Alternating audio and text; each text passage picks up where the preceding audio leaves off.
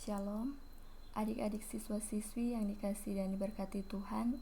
Baiklah, saat ini kita akan belajar mengenai pendidikan agama Kristen dalam babnya yang kelima, yaitu gereja yang bergumul di dunia.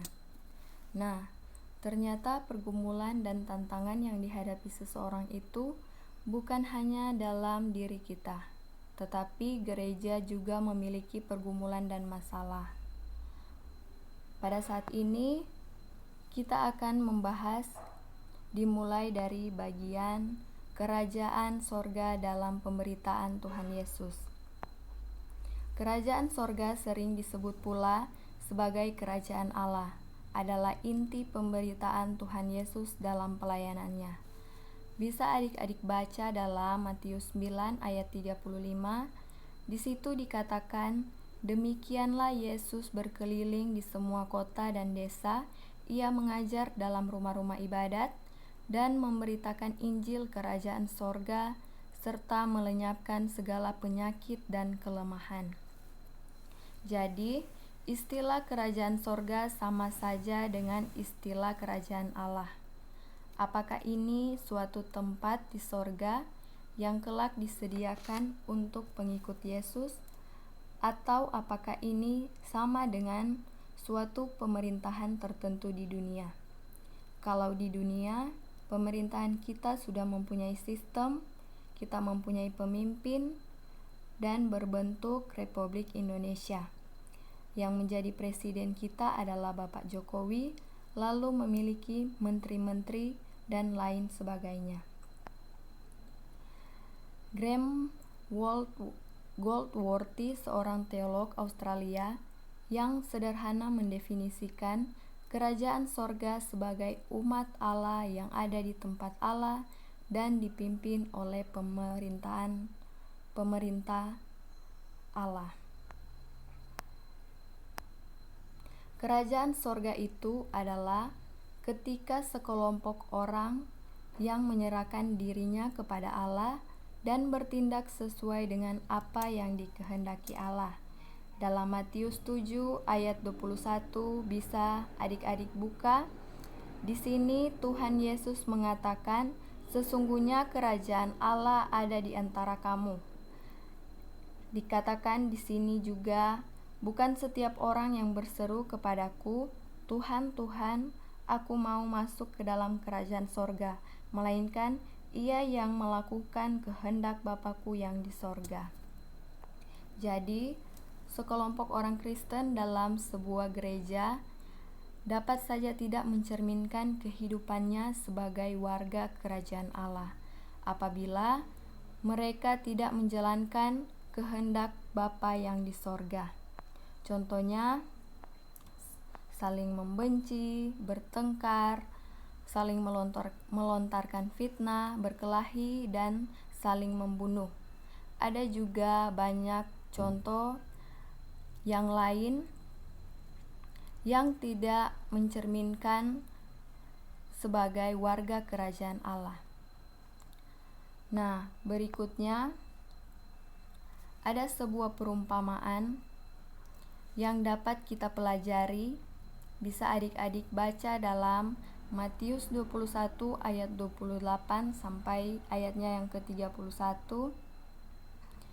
Di situ ada seorang ayah yang mempunyai 2 anak laki-laki.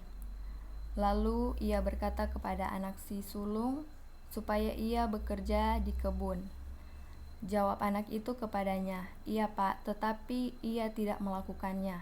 Lalu bapaknya pergi ke anak yang bungsu. Lalu anak si bungsu mengatakan tidak, tetapi kemudian ia menyesal lalu mengerjakannya. Nah, adik-adik, dari perumpamaan ini menceritakan kepada kita kisah 2 orang kakak beradik. Yang pertama menyatakan bersedia membantu ayahnya, tetapi tidak pergi. Dan anak kedua menolak pergi, namun kemudian ia menyesal karena menolak apa yang dikatakan oleh ayahnya.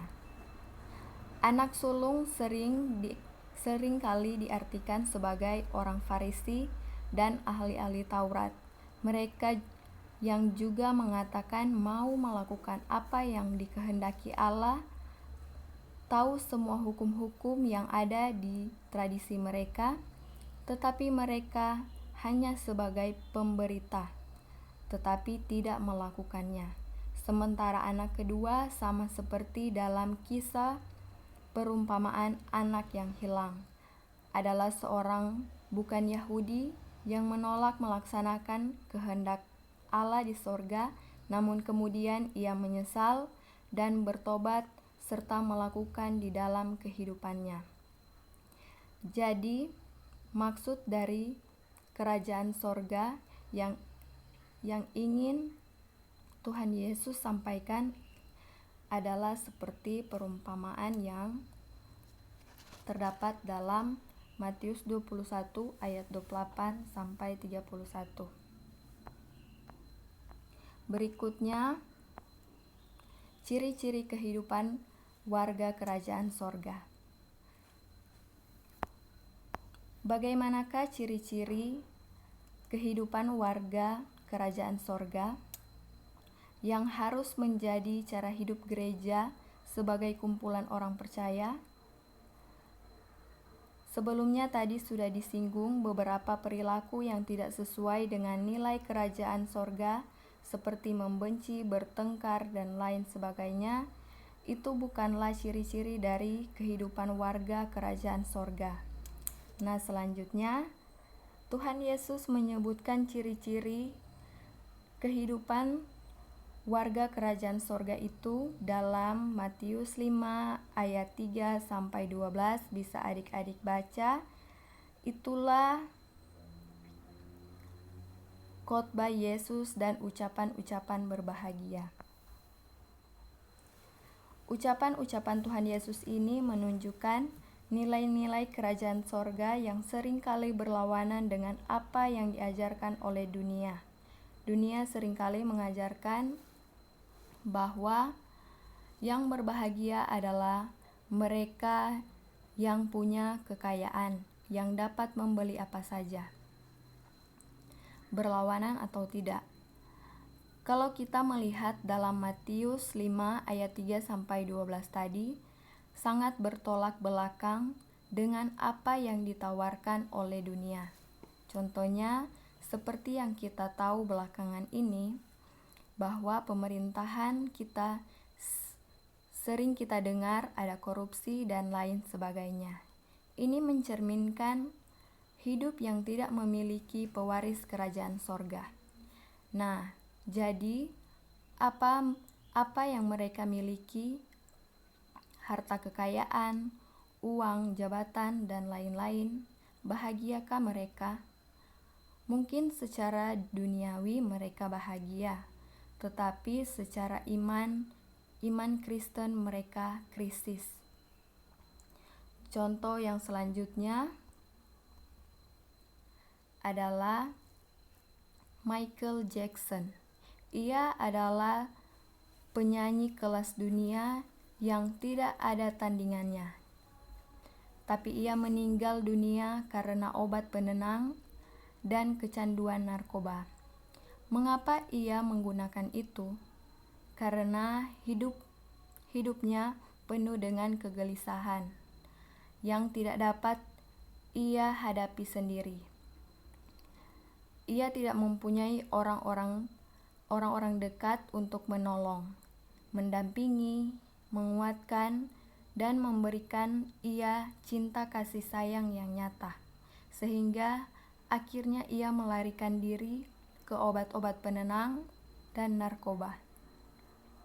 Nah, dari contoh-contoh kehidupan tersebut, kita dapat belajar bahwa rangkaian ucapan berbahagia yang disampaikan Tuhan Yesus masing-masing mau menunjukkan siapa yang diberkati.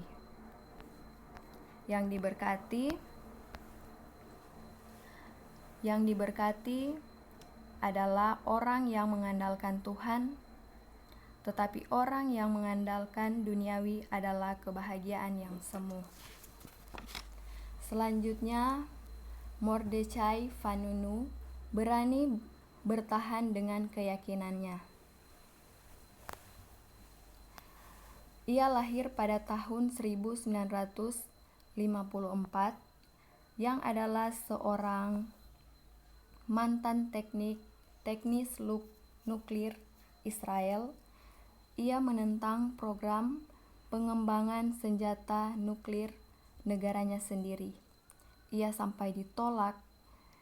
Dia dianggap sebagai pengkhianat bangsanya sendiri karena membeberkan bagaimana bangsanya, yaitu Israel, sudah membuat nuklir dan tidak diketahui orang lain. Nah, dari situlah diambil kisah Mordechai Vanunu ini dengan nilai-nilai kerajaan sorga yang dipegangnya. Meskipun Vanunu menjadi orang yang di negaranya sendiri, orang asing di negaranya sendiri, yang sering disebut pengkhianat, tetapi tidak mematahkan semangatnya karena ia menyatakan kebenaran. Selanjutnya, hidup sebagai orang asing. Kewarganegaraan kita sebagai warga kerajaan sorga di Filipi 3 ayat 20 dikatakan, karena kewarganegaraan kita adalah di dalam sorga, dan dari situ kita menantikan Tuhan Yesus Kristus sebagai juru selamat. Di sini TB Simatupang, seorang teolog awam Indonesia yang pernah menjabat sebagai staf Angkatan Bersenjata Republik Indonesia dan juga PGI, mengatakan bahwa kita orang Kristen harus hidup dengan sikap positif, kritis, kreatif, dan realistis. Selanjutnya, bagian yang terakhir, gereja yang bergumul di dunia. Dalam Petrus 2 ayat 9-12, kita sudah diingatkan bahwa sebagai pendatang dan sebagai perantau, kita harus menjauhkan diri dari keinginan-keinginan daging yang berjuang melawan jiwa. Yang artinya, adik-adik, di dalam kehidupan tidak ada yang abadi. Apa yang kita miliki semua adalah semu, tidak selamanya, sehingga kelak kita akan menerima atau mempertanggungjawabkan apa yang kita lakukan di dalam dunia. Oleh karena itu, sebelum ada kata penyesalan, kita dituntut supaya menjauhkan diri dari keinginan daging dan berjuang melawan jiwa. Nah, itulah materi kita, yaitu gereja yang bergumul di dunia. Sekiranya materi ini dapat menguatkan dan menjadikan adik-adik yang mau gigih menjadi warga kerajaan sorga. Sampai di sini materi kita, dan selanjutnya ada tugas atau sebagai evaluasi, yaitu buatlah ringkasan dari materi bab 5 dengan judul Gereja Bergumul di Dunia. Adik-adik harus perhatikan di sini, tugasnya harus ditulis tangan. Jika sudah selesai, silakan dibawa ke sekolah. Untuk batas pemasukan tugas sampai tanggal 19 November 2020. Sekian, sampai bertemu lagi di pertemuan selanjutnya. Tetap jaga kesehatan. Terima kasih dan Tuhan Yesus memberkati. Shalom.